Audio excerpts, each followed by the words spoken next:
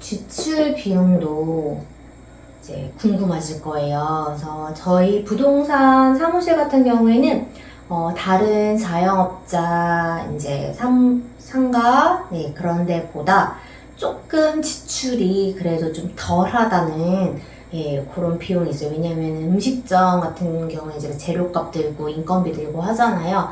사실 저희 이제 부동산에서는 추가적으로 그런 비용은 크게 나가지가 않고 가장 큰 게 이제 월세죠, 월세. 월세랑 그 다음에 관리비. 관리비에는 이제 전기가 주로 나가고 그 다음에 수도. 이제 가스 같은 경우에는 이제 저희 이제 상가다 보니까 뭐 음식을 하는 것도 아니고 주방이 있는 것도 아니고 바닥 난방이 되어 있는 것도 아니라서 가스는 따로 안 나가고 이제 수도 물 쓰는 거랑 전기인데 사실 전기도 여름, 겨울 요때 많이 올렸어요. 옛날에는 한 6, 7만 원이면 지금 10평 사무실에서 보통 요 정도 나왔었는데 지금 작년부터 기본료도 오르고 단가도 올라가지고 정말 여름에 에어컨 빵빵하게 틀고 겨울에 또 냉난방기다 보니까 또 난방 시설 계속 돌리다 보면 한 13만 원에서 15만 원까지도 나오더라고요. 그리고 수도는 이제 얼마 안 나오고 저희가 따로 물을 많이 쓰는 그런 사무실이 아니다 보니까 그래서 이렇게 나가고 월세는 이제 천차만별이죠. 천차만별이라서 아파트 단지로 가시면은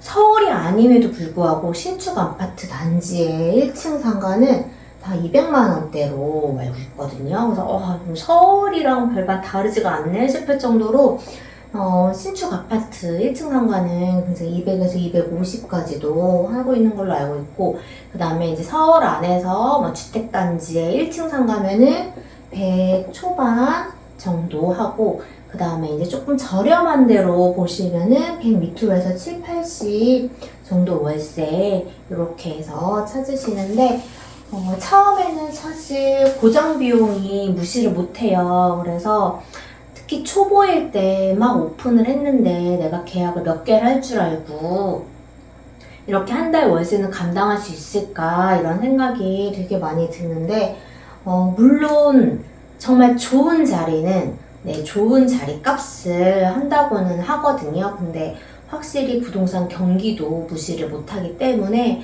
처음에 창업을 하실 때 잘 고려를 해보셔야 될 것 같아요. 그리고 두 번째로 이제 저희가 주로 쓰는 게 용지, 계약서 용지. 용지, 복사기. 프린터기, 복합기라고 하죠. 복합기. 그 다음에 많이 들어가는 게 이런 거 같고, 그 다음에 세 번째, 정말 이제 광고비는 정말 쓰기 나름이에요. 광고비 같은 경우에는 정말 광고비를 내가 한 달에 100씩 드리겠어. 이런 마음으로 광고를 막 해서 광고를 많이 올렸을 때 매출이 광고비 대비 제 경험상 몇 배 정도 매출이 나와야 되냐면 광고비 대비 10배 이상의 매출이 나와야 광고에 효과가 있다라고 판단을 하시면 돼요. 근데 그것도 시장이 정말 많이 잘 굴러가는 시장일 때 그때 그렇게 하지만 정말 시장이 너무 어렵고 이렇게 광고비 100씩 들여서 올릴만한 매물도 많이 없는 시기도 있단 말이에요. 그런 경우에는 가장 좋은 게 한방에 저희 계약 프로그램 공인중개사 협회에 가입하면 이제 한방 프로그램을 쓰거든요. 그리고 한방 프로그램 공인중개사 협회에서 만든 여기에 무료 광고 20개가 있어요. 그래서 요거 먼저 쓰시고 그 다음에 추가적으로 먼저 하실 게 네이버 광고. 추가적으로 네이버 광고, 그 다음에 아직까지 무료인 거 당근 광고.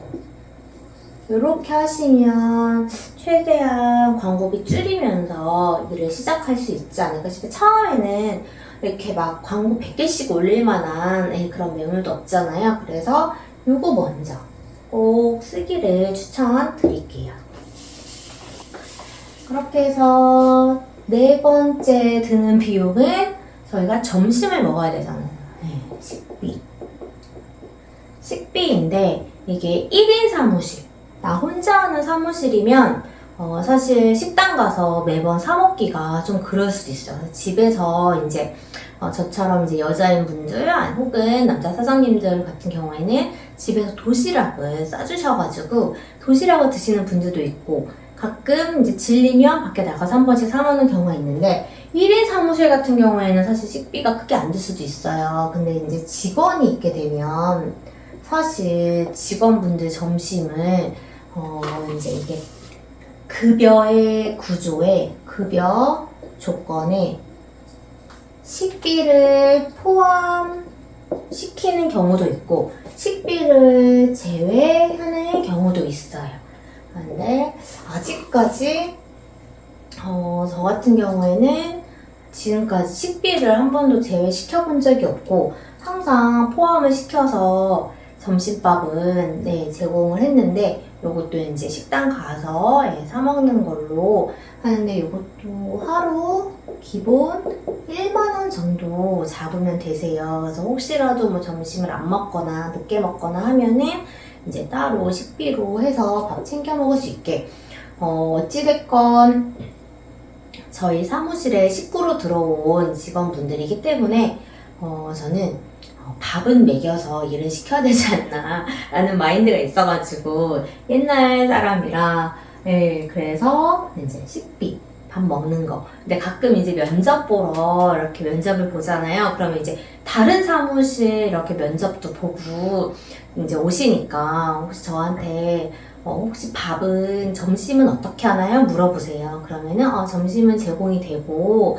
그러니까 점심은 제공이 된다 이렇게 말을 하게 되면 이제 사무실에서 해 먹나요? 이렇게 물어보세요. 제가 뭘 해 먹어요? 밥을 여기 사무실에 해 먹는다고. 그러니까 왜 다른 사무실 갔더니 밥을 사무실에서 이제 반찬이랑 해가지고 해 먹는다고 그런 사무실도 있더라고요. 그래서 저는 이렇게 요리를 그렇게 잘하지 못하기 때문에 해 먹는 건 안 되고 일단은 저희 식당 가서 먹는다 해가지고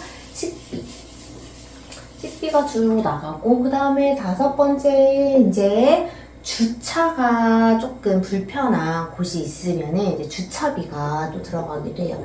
주차비, 그다음에 유지비, 이제 기름값 이런 식으로 저희가 미팅을 하기 위해서는 차량으로 이동을 하기 때문에 차량 유지비, 주차비나 기름값이 드는 비용이 좀 있다고 보시면 되세요. 그러고서는 이제 정말 이제 부수적인 짜잘한 애들 있잖아요. 짜잘한 애들이 커피 믹스 차, 녹차나 커피 믹스 요런 거 구비하는 거, 음료수 요런 애들이 있을 거고 그 다음에 이제 생수 생수 같은 경우에도 정수기를 이렇게 써가지고 매달 케어 받으면서 뭐 2만원대 나가는 상품이 있고 저 같은 경우에는 이렇게 이제 기계가 있고 물통을 이렇게 꼽아가지고 이 물통이 한 통에 6,000원이거든요. 그래서 한 달에 한 2통 정도? 그래서 12,000원? 요걸로 일단 저는 쓰고 있어요. 그래서 짜잘하게 이렇게 들어가는 비용을 하고 나면은 거의 한 달에 월세 만약에 150 기준으로 한다고 하면 최소 고정비가 300 이상 든다고 보시면 되시는데 이거는 이제 광고비에 따라서 왔다리 갔다리 하니까 참고하시면 좋을 것 같아요.